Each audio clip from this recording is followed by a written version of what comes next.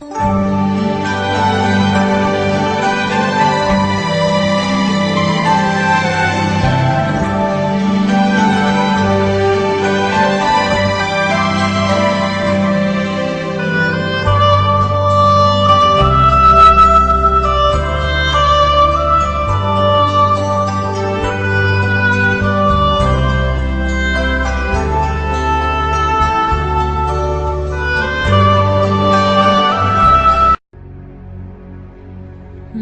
it be an evening star shines down upon you. May it be when darkness falls, your heart will be true. You walk alone. On va aller moment particulièrement de réflexion alléluia, sur ce sujet des plus importants actuellement, puisque Jésus en a parlé sur la fin des temps. Donc on va se lever, si vous voulez bien, et on va lire dans 1 Timothée, la première épître à Timothée, et nous lisons particulièrement au chapitre 4. Première épître à Timothée, chapitre 4, verset 1er. Le titre du message, donc, c'est les esprits séducteurs, et c'est une partie qui s'intitule la manière ou les manières des séducteurs. Mais l'Esprit dit expressément que dans les derniers temps, quelques-uns abandonneront la foi pour s'attacher à des esprits séducteurs et à des doctrines, des enseignements de démons, par le moyen, comment cela? Par l'hypocrisie, donc, de faux docteurs, portant la marque de la flétrissure dans leur propre conscience, prescrivant de ne pas se marier et de s'abstenir d'aliments que Dieu a créés pour qu'ils soient pris avec action de grâce par ceux qui sont fidèles et qui ont connu la vérité.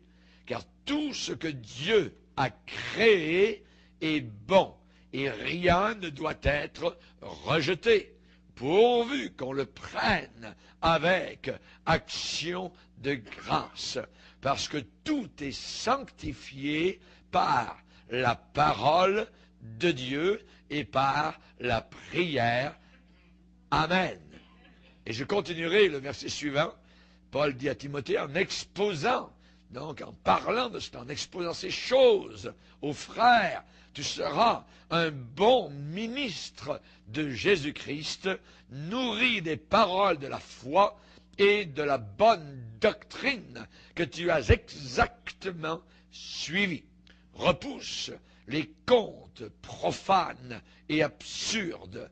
Exerce-toi à la piété, car l'exercice corporel est utile à peu de choses, tandis que la piété est utile à tout, ayant la promesse de la vie présente et de celle qui est à venir.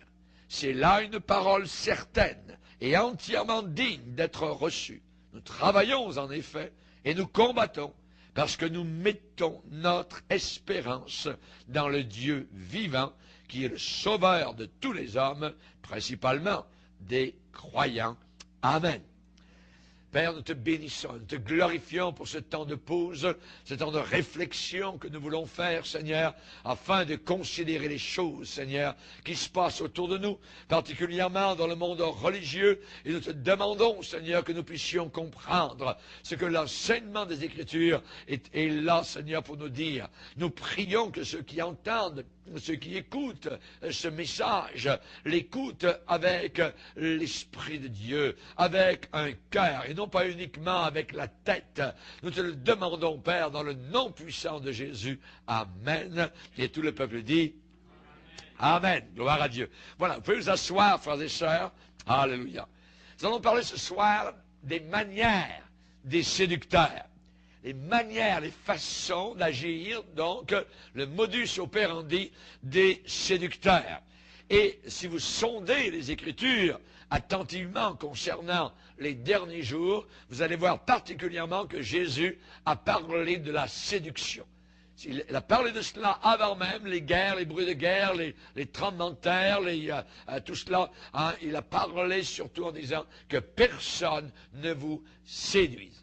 Ce qui veut dire que la séduction à la fin des temps sera immense et grande. Ce qui veut dire que le mensonge, le pseudo-christianisme va augmenter. C'est-à-dire un faux évangile va augmenter de plus en plus. Mais, évidemment, on sait que la parole de Dieu doit s'accomplir. La parole de Dieu doit se réaliser.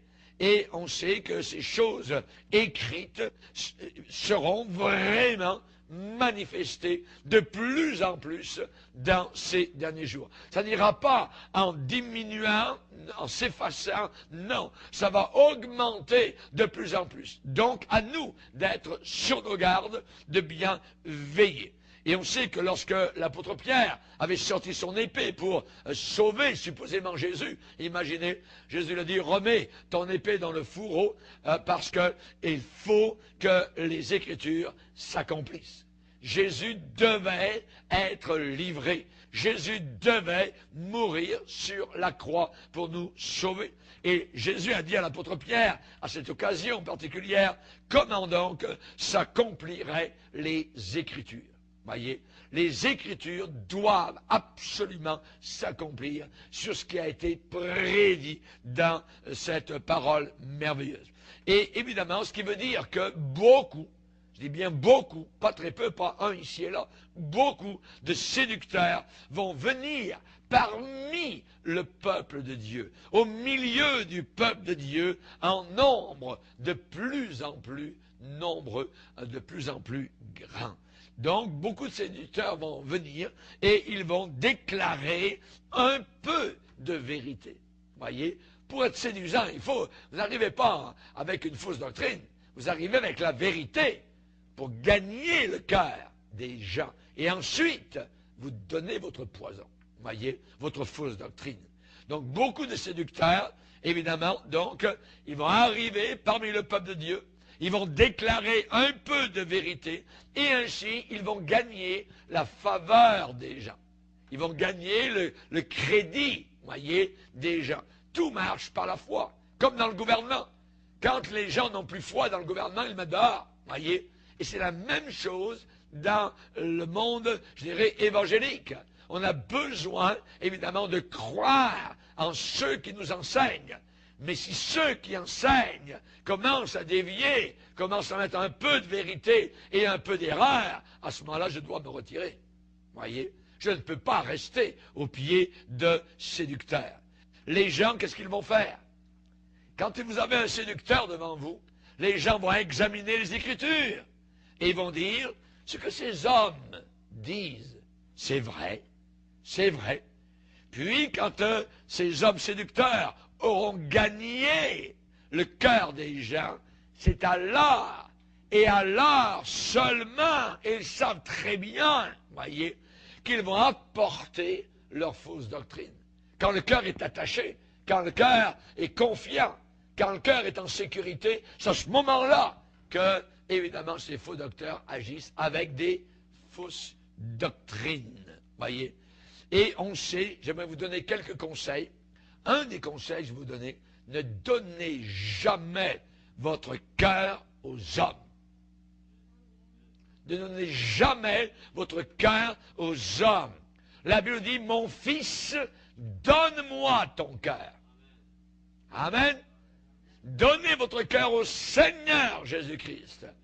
Combien de personnes aujourd'hui sont assis au pied de faux semblants, de faux docteurs? Ils ont confiance dans ces faux docteurs-là. Parce que les gars sont arrivés au départ avec de la vérité, et pendant assez longtemps, suffisamment de vérité pour qu'ensuite, ils les prennent avec des fausses doctrines. Et les gens croient à cela, parce que c'est leur homme. Ne mettez jamais votre confiance dans aucun homme. La Bible dit dans Jérémie 17, « Maudit soit l'homme qui place sa confiance dans l'homme. » Ne donnez jamais vos cœurs aux hommes. Dieu dit, « Mon fils, donne-moi ton cœur. Donne-moi ton cœur. » Il faut donner notre cœur au Seigneur. Et vous ne serez jamais déçus. Vous pourrez avoir tombé 20 000 de là, 10 000 de là, à votre droite, à votre gauche. Vous continuerez avec le Seigneur. J'ai vu beaucoup de scandales d'hommes de Dieu, de pasteurs, d'évangélistes, tout ça. Ça ne m'a pas ébranlé en rien du tout. Moi, j'ai continué à suivre le Seigneur. Voyez? Mais quand vous avez des gens, ah ben là, si c'est ça l'évangile, voyez, on quitte Jésus, jamais de la vie. On ne quitte pas Jésus. Voyez? C'est parce que ces gens-là avaient mis leur foi dans l'homme.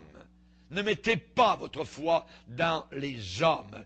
N'ayez pas en admiration des personnes.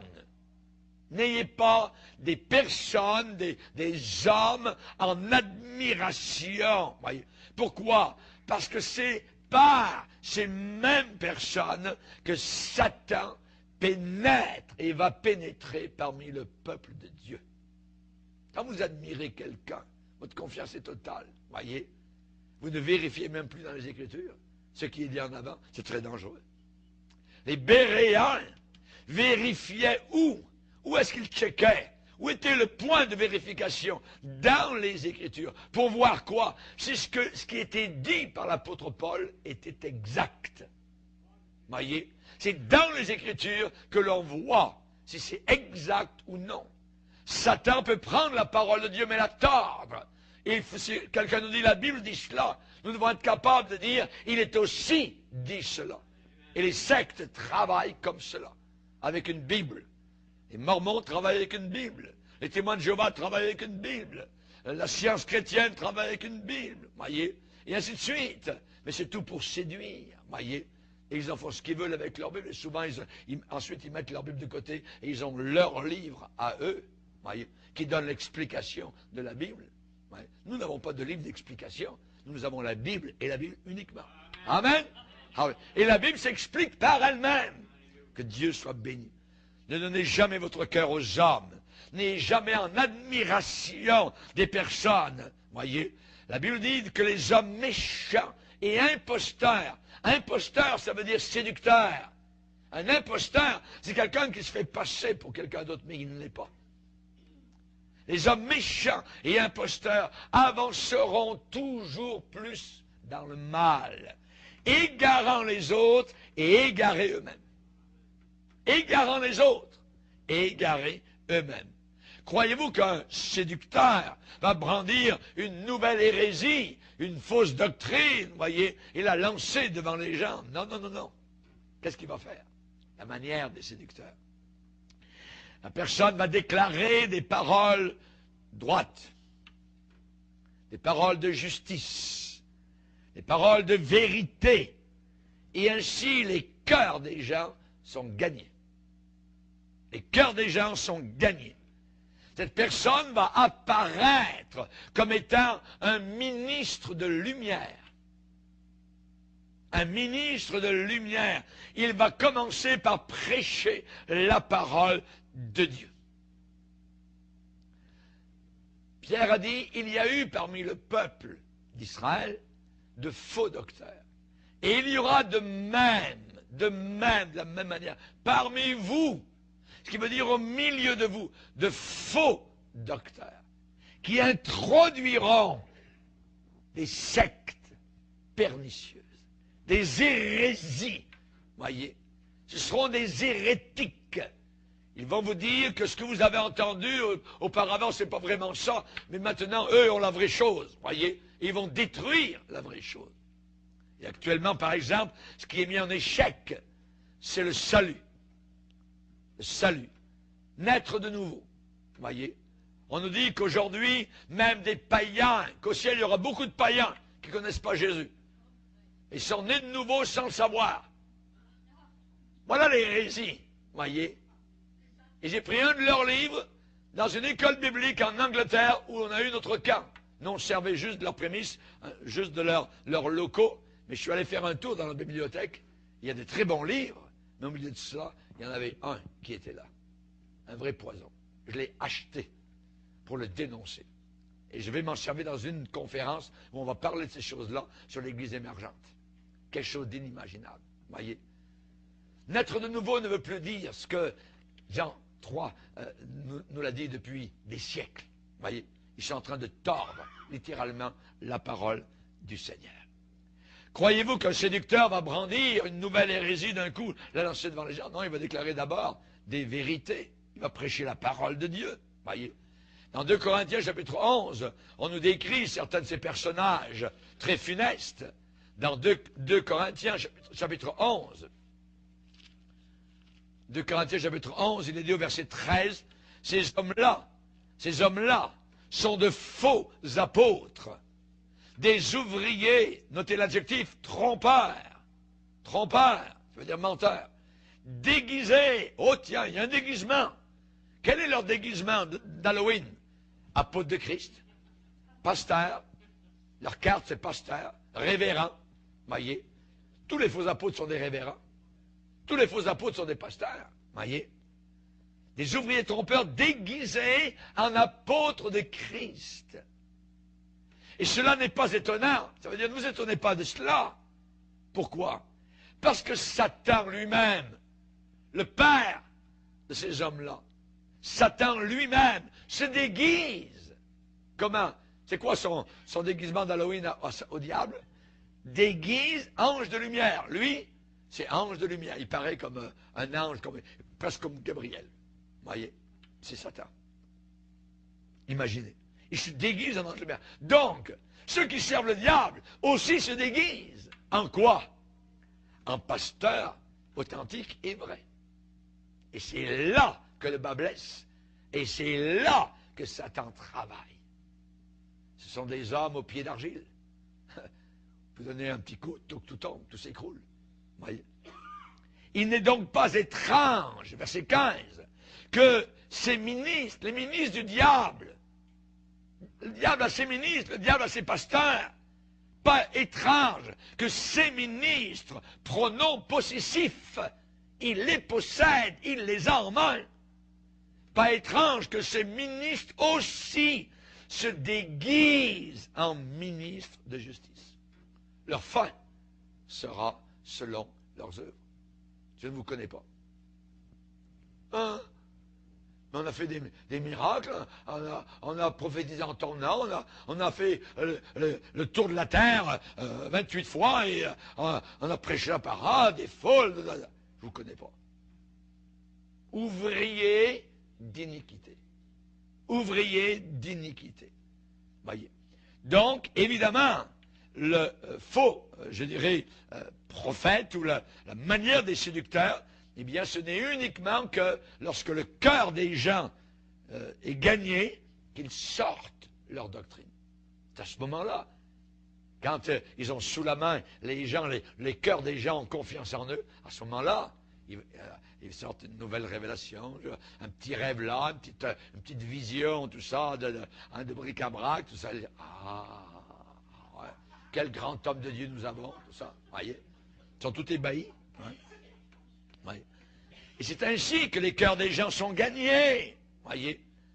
Ils sortent à un moment donné leur doctrine, et les gens sont séduits.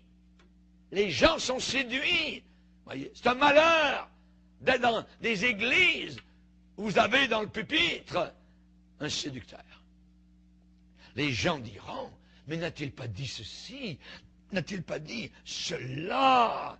N'avons-nous pas examiné pourtant cela à partir de la parole de Dieu? Voyez?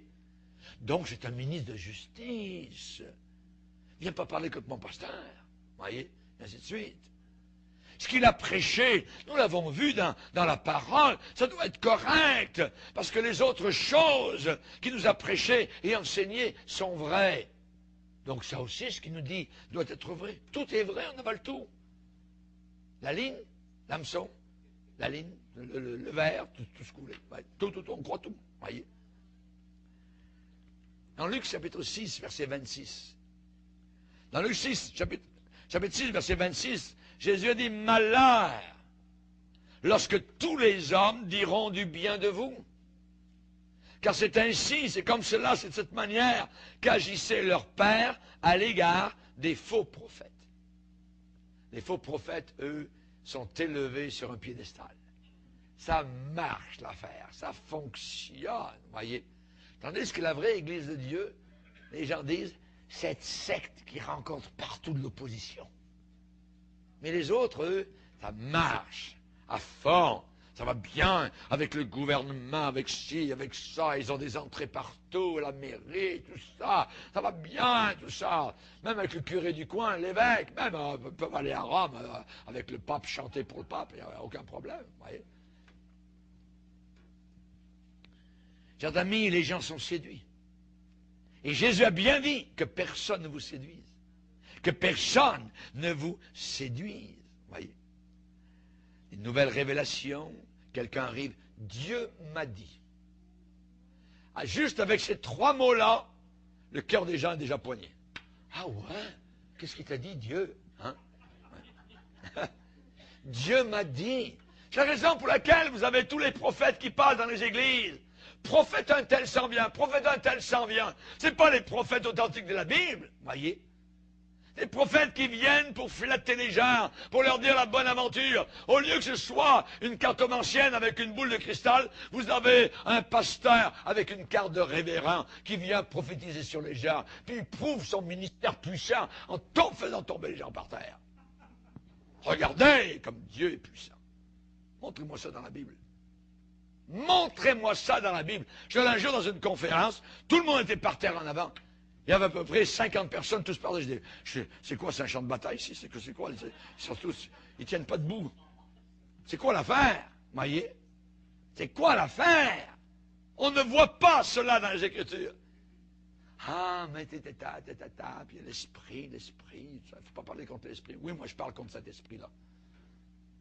Je parle contre cet esprit-là, qui n'est pas le Saint-Esprit, qui n'est pas l'Esprit de Dieu. Car Dieu ne nous a pas donné un esprit de timidité, mais un esprit de force, un esprit d'amour et un esprit de sagesse. Le mot sagesse veut dire équilibré, sound mind, un esprit en santé, pas un esprit de folie, voyez, pas un esprit de folie. Il y en avait qui étaient arrivés d'une réunion, et puis il y avait tellement d'esprit dans cette réunion, quand les gens sont partis, leur voiture était pleine de ces supposés chrétiens, tout ça, puis le gars qui conduisait était tellement rempli d'esprit, s'en allait sur la route, d'un côté et d'autre, c'était le Saint-Esprit, tout ça. Tout d'un coup, toutes les flashs des polices étaient derrière, voyez. Oh, là, voyez. Là, il a fallu payer le ticket, voyez. Là, il redevenait normal. Non, c'est pas le Saint-Esprit, c'est la folie. C'est la folie. Dieu ne nous a pas donné un esprit de folie, mais un esprit de sagesse. Amen. Alléluia. Gloire à Dieu. Que personne ne vous séduise. Prenez avec moi Colossiens chapitre 2. Colossiens chapitre 2. Vous allez voir le leitmotiv qui revient au moins 4 fois. L'apôtre Paul enseigne. Dans Colossiens chapitre 2, et n'oubliez pas que c'est la parole de Dieu, ce n'est pas la mienne. Ici, c'est des avertissements contre les fausses doctrines. Verset 4. Je dis cela afin que personne ne vous trompe par des discours séduisants. C'est beau. Les gars, ils parlent, on dirait que c'est des trompettes d'anges. Voyez? Car si je suis absent de corps, je suis avec vous en esprit, voyant avec joie le bon ordre qui règne parmi vous, et la fermeté de votre foi en Christ. Voyez. Un peu plus loin, verset 8. Prenez garde que personne ne fasse de vous sa proie, par la philosophie et par une vaine tromperie, s'appuyant sur quoi? Sur la tradition des hommes. Ça veut dire les philosophies païennes, la sagesse humaine, la psychologie. Voyez, s'appuie sur Freud. S'appuyant sur la tradition des hommes, sur les rudiments du monde, et non pas sur Christ. Il faut s'appuyer sur Christ. Regardez verset 16. Le légalisme juif. Que personne donc ne vous juge au sujet du manger ou du boire, ou au sujet d'une fête, d'une nouvelle lune, ou des sabbats. C'était l'ombre des choses à venir. Mais le corps, ça veut dire la réalité, est en Christ. Tout revient à Christ dans le Nouveau Testament. Ensuite, le mysticisme. Voyez, Paul condamne cela. Verset 18. Qu'aucun homme, sous une apparence d'humilité, mais qui sont gentils, ces gars-là, voyez, sont humbles. Mais pasteur, il est gentil, tout ça. Il dit des bonnes choses. Ça ne peut pas être un faux prophète. Oui, ça peut être un faux prophète. Ça peut être un serpent déguisé. Qu'aucun homme sous une apparence d'humilité et par un culte des anges ne vous ravisse à son gré le prix de la course, tandis qu'il s'abandonne, il se livre à ses visions. L'Église catholique romaine est remplie de visions, voyez. Et comme on est influencé de plus en plus par le catholicisme, eh bien, beaucoup de chrétiens aujourd'hui aussi, qui des visions ci, des visions de toutes sortes d'affaires, de visions pizza, ainsi de suite. Vous avez tout le paquet, là, voyez. Ça dit qu'il est enflé d'un vain orgueil. Tiens, pourtant il était humble, il était gentil, voyez, apparence d'humilité, voyez. Mes frères et sœurs, je viens vous dire tout ça, Dieu m'a dit, Dieu m'a parlé, tout ça. Puis les gens, c'est rempli de monde, c'est rempli pour les prophètes, tout ça, voyez. Un vrai pasteur authentique, quasiment vide, voyez. Mais un faux prophète, tous les gens se parlent, tout ça. Puis il va prophétiser toute la nuit, puis il y a des femmes prophètes, il y a des prophétesses, il y a toutes sortes d'affaires. C'est rempli. Les gens sont capables de se tenir jusqu'à 6 heures du matin debout, juste pour écouter la parole des prophètes, tout ça. Et le prophète va dire, il faut enregistrer votre prophétie, ça peut durer 5 minutes, juste pour vous, voyez. Puis quand tu es découragé, c'est pas vrai dans la parole de Dieu, mets-toi sur tes genoux pour prier. Non, écoute ta prophétie. Voyez, c'est très dangereux. C'est très dangereux. Qu'aucun homme sous une apparence d'humilité. Parce que l'enjeu, c'est terrible, nous ravir le ciel. On ne parle pas ici de niaiserie. Nous ravir le prix de la course. Voyez, par un culte des anges. Tandis que cet homme s'abandonne à ses visions et qu'il est enflé d'un vain orgueil par ses pensées charnelles, sans s'attacher au chef, c'est-à-dire Jésus-Christ. Voyez. Ensuite, Paul va condamner l'ascétisme. L'ascétisme. Verset 20. Si vous êtes mort avec Christ, au rudiment du monde, pourquoi, comme si vous viviez dans le monde, vous impose-t-on ces préceptes? Ne prends pas, ne goûte pas, ne touche pas. Préceptes qui tous deviennent pernicieux par l'abus et qui ne sont fondés que sur les ordonnances et les doctrines des hommes. Ils ont à la vérité une apparence de sagesse, en ce qu'ils indiquent un culte volontaire de l'humilité et le mépris du corps, mais ils sont sans aucun mérite et contribuent à la satisfaction de la chair. J'aimerais vous dire une chose, votre corps est bon. Amen. Votre corps n'est pas mauvais. L'ascétisme est une fausse doctrine. Dans l'Église catholique, sont remplis d'ascétisme.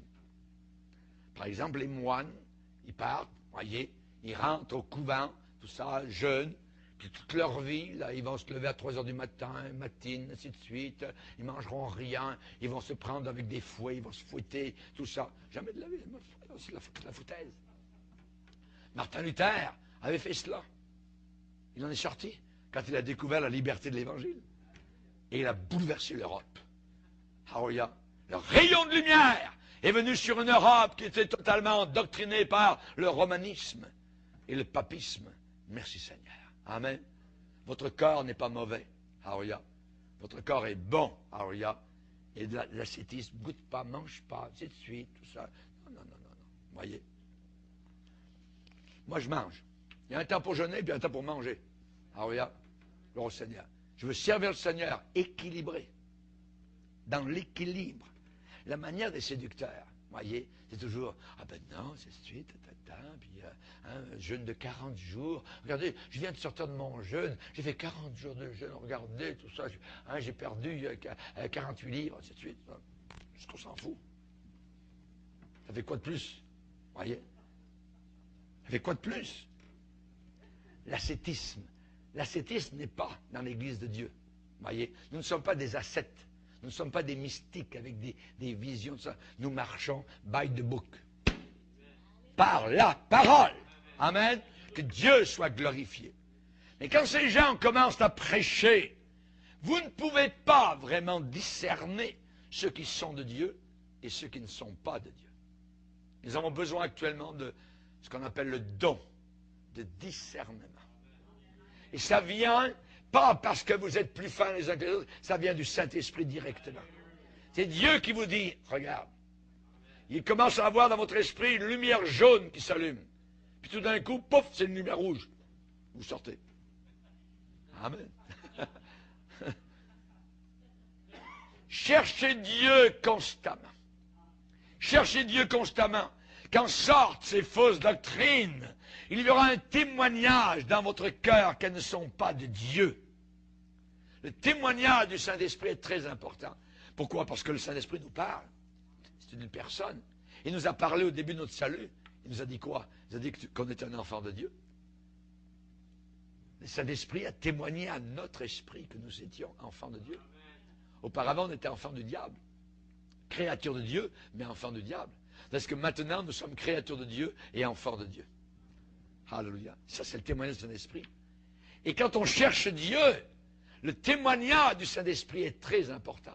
Vous êtes en présence de quelqu'un, il parle de Dieu, la Bible, tout d'un coup, ça vous dit, c'est un fou. C'est un fourbe. C'est une fourbe. Elle n'est pas vraie. Elle joue. Vous voyez? Ça, c'est le Saint-Esprit qui nous parle. Ça vient direct. Ça tombe comme un seau d'eau directement du plafond. Le Saint-Esprit vous le parle. Il vous le dit. Tu n'écouteras pas les paroles de ce prophète ou de ce songeur. Car c'est Dieu qui te met à l'épreuve pour savoir si vous allez suivre Dieu, sa parole, ou bien les paroles de ce faux prophète ou de ce songeur. Dans Deutéronome chapitre 13, Dieu nous a avertis et il nous dit une chose, de ne pas les craindre. Pourquoi? Parce qu'ils imposent. Et généralement, le peuple a peur. Le peuple tremble. C'est des gens supposément connectés directement avec le trône de Dieu. Voyez? Ils ont une prise directe au bas du trône. Voyez? Fait que les gens ont peur. Les gens ont toujours eu peur des faux prophètes. Mais la Bible dit, nous encourage, ne les crains pas. Tu ne le craindras pas. Tu n'auras pas peur de ces faux prophètes. Mais beaucoup seront séduits. Parce que la Bible dit. Beaucoup seront séduits. Mais si on marche dans la sainteté, si on marche dans la droiture, nous aurons les yeux ouverts et Dieu nous protégera. Si on regarde constamment au Seigneur, si nos yeux sont fixés, vraiment, je dis bien fixés sur Jésus, on saura quand la doctrine est en train de changer. Quand l'enseignement est en train de changer, on n'y sera pas plongé. Nous n'y serons pas plongés.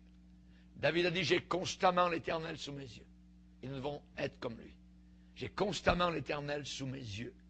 Un ministre de justice, voyez, un pasteur, voyez, un évangéliste, va marcher dans cette sagesse. Il va marcher dans la sagesse de Dieu. Le ministre de justice va marcher dans cette sagesse. Et sa vie aussi sera en accord avec, évidemment, la parole de Dieu, et ses lèvres vont apporter, je dirais, ce qui est totalement, je dis bien totalement vrai, sans mélange. Sans mélange, voyez. Jérémie 23, pourquoi mêler la paille au froment?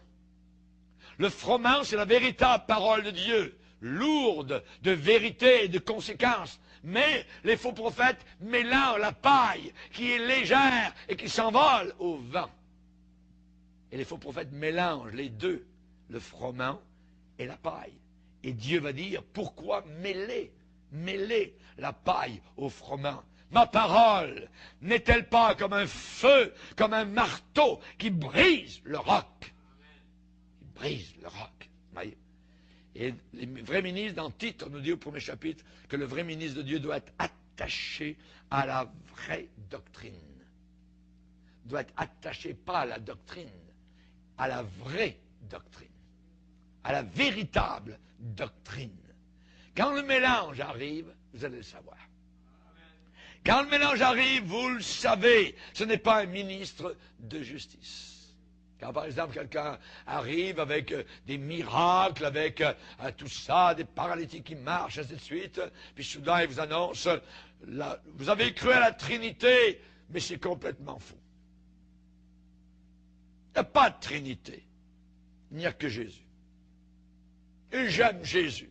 Les gens, ah ouais, hein, c'est bien. Ben, il y a des miracles, les malades sont guéris. C'est vrai, c'est ce qu'il doit dire. Alors c'est complètement faux. Alors c'est complètement faux. Les gens sont séduits souvent par des miracles. Mais n'oubliez pas qu'il n'y a pas que Dieu qui fait des miracles. Satan aussi. Si on vous dit que la Trinité, ça n'existe pas, qu'est-ce que vous faites? Ouais. Amen. Alléluia. Vous sortez de là. Vous sortez de là. Le Père existe, et le Père n'est pas le Saint-Esprit, ni Jésus. Jésus existe, et il n'est pas le Père, et il n'est pas le Saint-Esprit. Le Saint-Esprit n'est pas le Père, ni Jésus. Et le Père n'est ni Jésus, ni le Saint-Esprit. C'est trois personnes complètement différentes. Et pourtant, il n'y a qu'un seul Dieu. Je le crois, je l'adore, et merci Seigneur. Quand Jésus était sur la croix, ce n'était pas Dieu le Père, parce qu'il a prié du bas de la croix, « Mon Dieu, pourquoi m'as-tu abandonné ?» Il était le Fils en train de mourir pour mes péchés. Alléluia. Amen. Voyez comment, juste un exemple de fausse doctrine, c'est tellement séduisant que ça arrive à tirer les gens en dehors. La Bible ne parle pas de l'égarement, la Bible parle de la puissance de l'égarement. C'est puissant, l'égarement. Les faux prophètes, il y a une puissance diabolique derrière eux. Ils travaillent de connivence avec Satan, le prince des ténèbres. Les séducteurs, n'oubliez pas, déclarent premièrement la vérité. Et deuxièmement, ensuite, l'erreur. La vérité au départ, pour que les cœurs soient accrochés, et ensuite, l'erreur. Pourquoi? Généralement pour couvrir leurs péchés qu'ils aiment. Parce qu'il y a du péché quelque part. On ne peut pas enseigner une fausse doctrine et ne pas vivre dans le péché, ou avoir un péché quelque part. Jésus va leur dire, oui, vous avez fait des miracles, oui, vous avez chassé des démons, oui, vous avez prophétisé, mais il y avait de l'iniquité dans vos cœurs. Le problème, ce n'est pas les dons du Saint-Esprit, le problème, c'est les fruits du Saint-Esprit. Et souvent, dans certains milieux, ils ont insisté sur les dons de l'Esprit, en se fichant complètement, savoir comment la personne vivait. La personne est capable de prophétiser des choses merveilleuses et glorieuses et qui sont vraies, mais la personne peut vivre totalement dans le péché. Et c'est là qu'il faut que nous fassions très attention. Les séducteurs déclarent premièrement la vérité et ensuite l'erreur. Lorsque la femme sunamite a parlé au prophète, elle lui a dit, la parole de Dieu dans ta bouche est vérité. La parole de Dieu dans ta bouche est vérité. Parce que la parole de Dieu dans la bouche d'un faux prophète peut être fausseté. Fausseté. Et je vous exhorte à étudier la parole de Dieu sur les esprits séducteurs. C'est un des plus grands dangers de ces derniers jours. Un péril. On a été avertis. Voyez. Dieu désire que nous soyons fermement établis sur sa parole. Faites des disciples. Et un disciple de Jésus ne flotte pas à tout vent de doctrine d'un côté et d'autre. Non, non, non. Il est enraciné dans la parole de Dieu. Qu'êtes-vous allé voir au désert? Un roseau agité par le vent? Non. Un homme de Dieu, authentique et vrai, Jean-Baptiste ne pliait pas à un vent de doctrine qui passait à un autre, ainsi de suite. Non, non, il savait où il se tenait. Et je vous exhorte à étudier la parole de Dieu sur un sujet pertinent actuellement, c'est les esprits séducteurs. Un grand péril. Dieu désire que nous soyons établis fermement sur les Écritures. Et non pas sur les personnalités des hommes. Pas sur les personnalités des hommes. Ne croyez pas en Bourgier, croyez dans le Seigneur Jésus-Christ. Alléluia. Et vous ne serez pas ébranlés. Vous ne serez pas ébranlés, alors que beaucoup le seront de plus en plus. Beaucoup vont se retrouver parqués dans leur maison. C'est ça l'Église, tout ça, tellement d'injustice à l'intérieur, tout ça. Si vous saviez ce qui est arrivé, tout ce qu'on m'a fait, on m'a pas reconnu, ainsi de suite. Ah, ça, on a entendu ça. Le diable a gagné. Le diable a gagné. Voyez. Lisez avec moi un passage dans 2 Chroniques 18. 2 Chroniques 18, verset 18.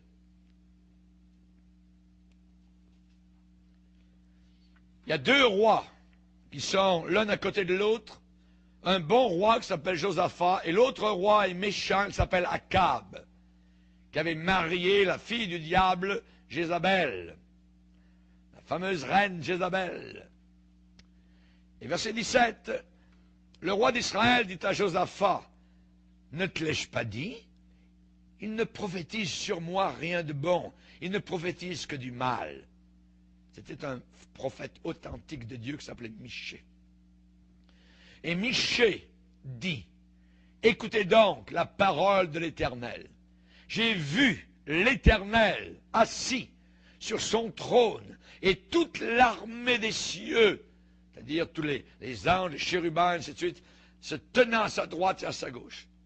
Et l'Éternel dit, qui séduira Akab, roi d'Israël, pour qu'il monte à Ramoth en Galade et qu'il y périsse? Qui va séduire? Ils répondirent l'un d'une manière, l'autre d'une autre. Et un esprit vint se présenter devant l'Éternel et dit, moi, je le séduirai. L'Éternel lui dit, comment? Je sortirai, répondit-il, et je serai un esprit de mensonge dans la bouche de tous ces prophètes. L'Éternel dit, tu le séduiras, et tu en viendras à bout. Sors et fais ainsi.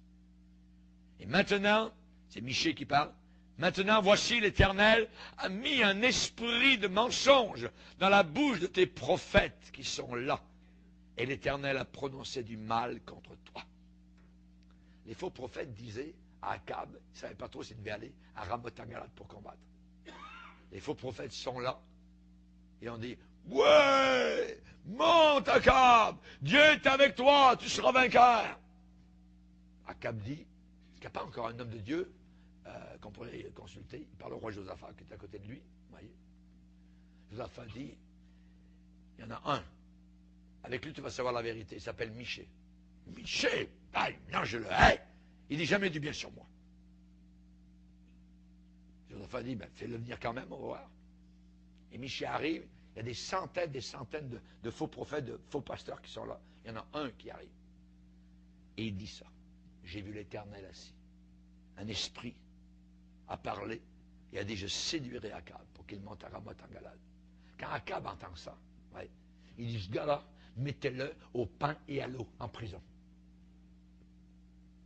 Les gardes arrivent, costauds, prennent le pasteur, mettent en prison, plic-plac, en bas, à l'ombre.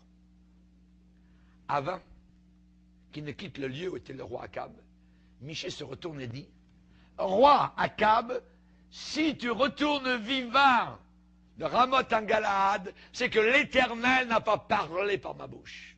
Bye bye. Emmenez-le. Il monte au combat. Oui. Et au combat, ce que Michée a dit, il y repense. Et il va se déguiser en soldat simple. Comme ça. Parce que dans la bataille, ce qu'on cherche, c'est les rois. Si le roi est tué, ils sont gagnés. Celui qui tue le roi a gagné. Alors il se déguise en simple soldat. Et le roi Josaphat, qui est un bon roi, lui garde ses habits royaux. Et dans la bataille, les ennemis arrivent et voient un roi. Et là, ils sont prêts de le tuer. Josaphat. Il est dit que Josaphat a crié à l'Éternel, « Oh Seigneur, secours-moi !» Et les archers sont détournés de Josaphat. Et ensuite, la Bible dit qu'au hasard, un des soldats a tiré une flèche dans la bataille. Pouf! Elle est venue se piquer directement dans le corps d'Akab. Akab a dit à ses soldats qui sur le char, tirez-moi en dehors du combat, mon sang coule. et il est mort dans son sang. Chers amis, Michée avait dit la vérité. Et les faux prophètes étaient tous inspirés par ce démon. Ouais, monte, Ramoth, regarde, tu seras vainqueur. Ouais, attends. Tandis que Michée, un seul. Et c'est pour ça qu'on dit souvent, un seul homme avec Dieu, c'est la majorité. Un vrai, un authentique homme de Dieu, c'est la majorité. Amen. Ne vous attachez jamais à des personnalités humaines. Il faut toujours consulter Dieu quand on entend parler de quelque chose que l'on n'a pas vu dans la parole de Dieu. Quand vous entendez parler de quelque chose que vous n'avez pas vu dans la parole de Dieu, alors il faut consulter Dieu ou aller voir le pasteur qui se tient sur les Écritures. C'est très dangereux. Les Béréens vérifiaient dans les Écritures pour savoir si ce que Paul lui-même disait était exact. Nous ne devons pas admirer les personnes parce que c'est exactement par cette méthode que Satan va détruire à la fin des temps beaucoup de personnes parmi le peuple de Dieu. Il faut faire attention. Paul a dit, les hommes méchants et imposteurs avanceront toujours plus dans le mal. Toi, demeure dans les choses que tu as apprises et reconnues certaines. Bouge pas de là. Reste là. Ouais, mais viens là-bas à la Réunion, là-bas à Toronto, à Pensacola, tout ça, à Perpète-les-Oies, vous voyez. Non. Moi, je suis très bien nourri, je reste dans mon assemblée, ça va très bien, m'en fous complètement. Vous voyez. Amen.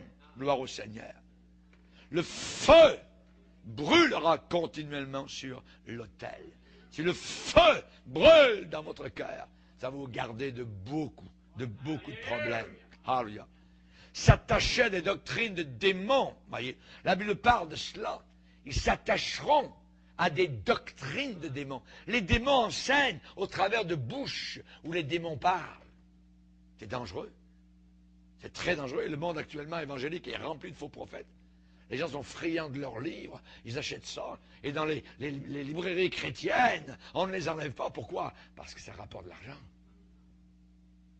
Il y a les bons livres, mais il y a les autres, les faux aussi. Voyez, il faut les garder parce que les gens aiment ça.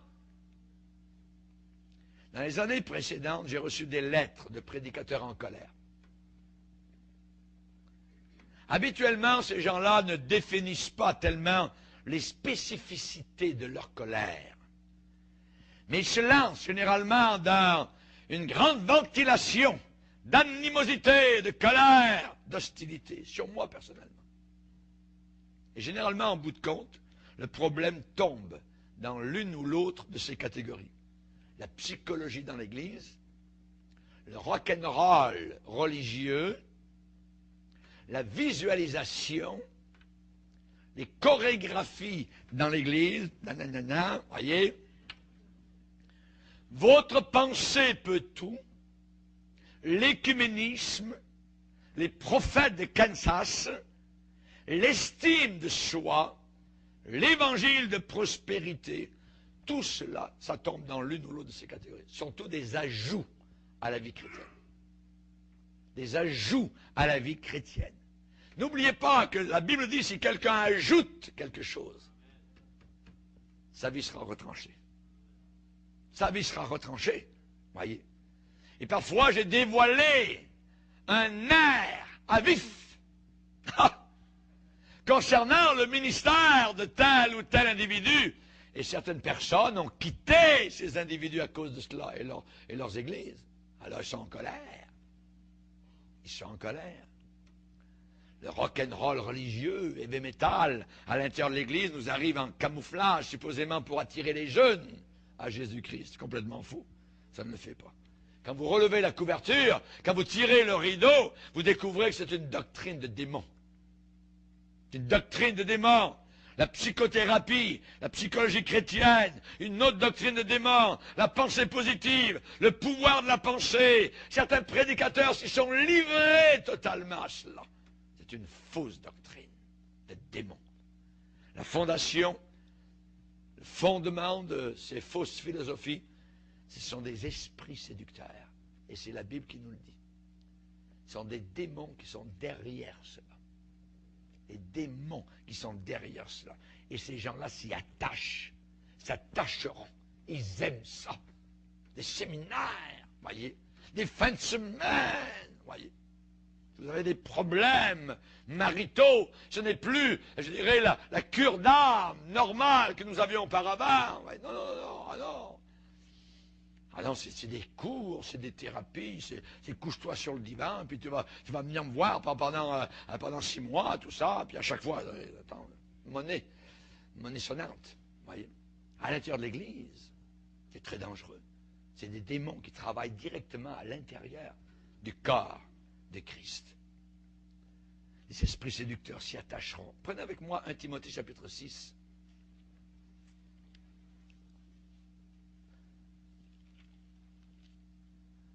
Verset 3. Si quelqu'un enseigne de fausses doctrines et ne s'attache pas aux saines paroles de notre Seigneur Jésus-Christ. Il y a la doctrine qui est selon la piété. Il est enflé d'orgueil. Il ne sait rien. Mais voyons, il passe pour un grand intelligent, un grand connaissant. La Bible dit, il ne sait rien. C'est un niaiseux. Un niaiseux, en bon français québécois. Il ne sait rien. Il a la maladie des questions oiseuses. C'est un malade. Il a la maladie. La Bible dit, c'est un malade. La maladie des questions oiseuses, niaiseuses. Voyez, des disputes de mots, et ainsi de suite, blablabla. Si quelqu'un enseigne de fausses doctrines et ne s'attache pas. Notez le verbe s'attache pas. Ici, ils vont s'attacher à des doctrines de démons. Nous, on s'attache à des paroles. Les paroles de Jésus. Pas les paroles de Freud, voyez. Pas les beaux parleurs. Non, les paroles du Seigneur. Les paroles du Seigneur. Amen. 1 Timothée 4, verset 1er, le Saint-Esprit dit expressément dans les derniers temps, quelques-uns abandonneront la foi pour s'attacher à des esprits séducteurs. Toc, tout d'un coup, sont collés aux démons. À l'intérieur de l'Église. Le croiriez-vous? C'est la réalité. C'est la réalité. Ces illusions sont embrassées par des milliers de personnes. Même s'il y a une montagne d'évidence pour montrer la folie de ces dérives, des milliers sont attachés, collés à ça, attachés à des démons. Est-ce possible? Mais c'est ce que la Bible nous dit. Et les doctrines de démons sont aussi, je dirais, vraies qu'il y a un soleil dans le ciel. Ça existe autant que le soleil est là au-dessus de nos têtes. S'attacheront à des doctrines de démons. Que fait un esprit séducteur? Eh bien, de par sa nature, il séduit, il illusionne, il attire, il allèche, il détourne de la vraie parole. Il détourne de la vraie parole. Tout d'un coup, c'est plus la parole de Dieu que vous avez envie de lire, c'est le livre de monsieur untel avec sa révélation. Oui. Frangipane ou tout ce que vous voulez, et ainsi de suite. Il y en a, c'en est rempli. Oui. Que fait un esprit séducteur? Il va se servir de l'opinion populaire. Il va se servir de l'ego, de l'orgueil. Être accepté par les autres. Il faut absolument que les gens m'acceptent. Alors, je vais essayer de leur caresser le poil dans le bon sens. Regardez comme je suis bon. Regardez, je m'occupe de vous. Moi, je connais vos problèmes. Tout ça. Le pasteur ne connaît pas. Lui, il est dur. Tout ça, je ne connais rien. Quand vous allez me voir, venez me voir, moi. C'est moi qui m'occupe de vous. Attention. Allez toujours voir votre leader. Allez voir le berger que Dieu a établi sur vous quand vous savez et connaissez, évidemment par l'expérience, que c'est un bon pasteur. Il ne vous a pas conduit dans des fausses doctrines. Mais les démons se servent de l'opinion publique, se servent de l'orgueil, l'acceptation, l'ouverture du cœur des foules. Voyez. Et on a souvent dit vox populi. Vox Dei. La voix du peuple, c'est la voix de Dieu. Ce que le peuple dit, c'est Dieu qui parle. Voyez. Et c'est ce qu'on a dans nos gouvernements, par les votes. Ce que les gens veulent, c'est ce qu'ils ont. On a les gouvernements qu'on mérite. Vox Populi, Vox Dei. Mais c'est rentré à l'intérieur de l'Église. À l'intérieur de l'Église. Voyez. Ils se donneront une foule de docteurs. Ce n'est pas Dieu qui leur donne. Dieu voudrait leur donner des bons bergers, capables de les reprendre, capables, non pas uniquement de les caresser dans le sens du poil, parfois c'est en rebrousse-poil. On n'aime pas ça, mais c'est comme ça, c'est le mandat. Reprends, censure, exhorte. C'est ça, le vrai homme de Dieu, voyez.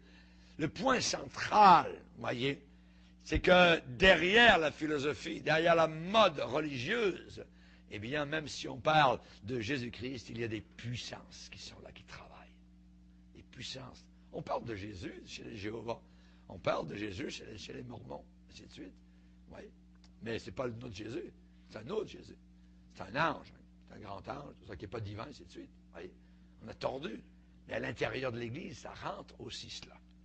Donc, un esprit séducteur va se servir du peuple, la foule. Que voulez-vous? Qu'est-ce que vous voulez qu'on vous donne? Qu'est-ce que vous aimeriez? On aime ça, pasteur, on aime ça. Et aujourd'hui, vous avez, et on va le voir dans la prochaine conférence, dans l'église émergente, vous avez des églises exactement ce que les gens ont voulu. Et non plus ce que Dieu désirait. Et c'est un péril. Donc, un esprit séducteur va persuader l'individu d'accepter, d'avaler ces mensonges pernicieux. Il va séduire un ministre d'évangile exactement de la même manière qu'un pervers, qu'un débauché va séduire une jeune femme naïve. Exactement de la même façon. Ça vient du diable, ça vient de l'enfer, ça vient des démons. Que Dieu nous protège, que Dieu nous garde. Et à un certain moment donné, la Bible dit, comme ils n'ont pas aimé la vérité, Dieu lui-même leur envoie, Dieu permet une puissance d'égarement au travers de démons. Dieu a permis ici qu'Akab soit séduit. Il en avait tellement fait, il avait passé la frontière. Alors Dieu a permis qu'un esprit séducteur, un démon, l'envoie à Ramoth, à Galade, pour qu'il meure au milieu de son sang. Pourquoi les prédicateurs sont facilement séduits? C'est qu'il y a une prédisposition de cœur qui incline ces gens-là vers ces choses-là. Parce qu'ils ne sont plus satisfaits uniquement avec la parole de Dieu. Ils veulent des nouveautés. Ils veulent du modernisme. Une croix salie, maculée par du sang. On a entendu ça, ça fait trop longtemps. Ça. On aimerait avoir d'autres choses. Parlez-nous de nous. Pas de Jésus, on connaît l'histoire. Ça. Nous, on veut l'histoire de Jésus. Nous, on aime Jésus. Nous, on aime son sang. Nous, on aime la croix. Nous, on aime la rédemption. Nous, on aime le salut de notre âme. Et on ne bradera jamais notre salut pour autre chose. Amen. Gloire au Seigneur. Que Dieu soit béni. Je n'ai pas pu finir mon message, mais on en aura un autre bout, un autre moment donné. Amen. Seigneur, te bénissons. Te remercions, Seigneur, pour ces moments précieux. Tu nous permets une réflexion en profondeur par rapport à ce que tu nous as enseigné sur ces puissances diaboliques, d'égarement, Seigneur. Nous savons que l'ennemi se déguise et les faux ministres se déguisent eux aussi. Aide-nous toujours, Seigneur, à discerner, à mettre notre confiance dans aucun homme, dans aucune personnalité, mais que nous puissions toujours te faire confiance à toi. C'est toi seul qui nous as sauvés. Ce n'est pas un homme qui nous a sauvés. Ce n'est pas un pasteur qui nous a sauvés. Ce n'est pas un mouvement qui nous a sauvés. C'est toi, Seigneur. Et c'est à toi que nous voulons rester attachés jusqu'à la fin, ainsi qu'à tes paroles qui sont bonnes, qui sont merveilleuses et précieuses. Au nom de Jésus, Amen. Et tout le peuple dit